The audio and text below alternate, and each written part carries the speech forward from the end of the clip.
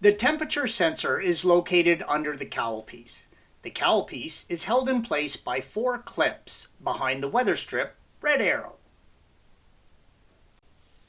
Don't just grab the edge of the panel and pull up on it. You can easily crack the panel, red arrow. Our project vehicle has only ever been serviced by a dealership, and it still had 2 cracks in its panel.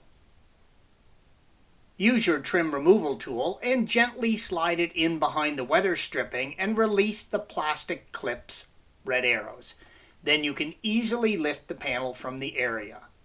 Installation of this panel is the reverse of removal, and make sure that it sits in the channel by the windshield. With the panel removed, you can see the lid of the airbox intake for the HVAC system. Remove the 2 10mm nuts using a socket and extension, red arrows. With the nuts off, carefully remove the lid. With the lid off, you can see the sensor, red arrow, on the left side of the box. While facing the sensor, rotate it clockwise until the 2 locating tabs, red arrows, are lined up with the openings in the mount, blue arrow, and remove it. The sensor just pulls apart at the connection from the wiring harness.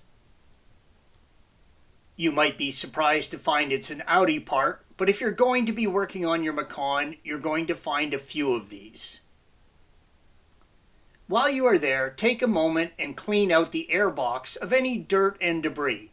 Lift the 2 tabs, red arrow, on the front of the grate and pivot the grate up and off of the box. With the grate off, you now have access all the way to the blower motor, red arrow. Give everything in the box a good clean before reassembly. Installation is the reverse of removal. Thanks for watching. Be sure to subscribe to our channel and check out another video in this series.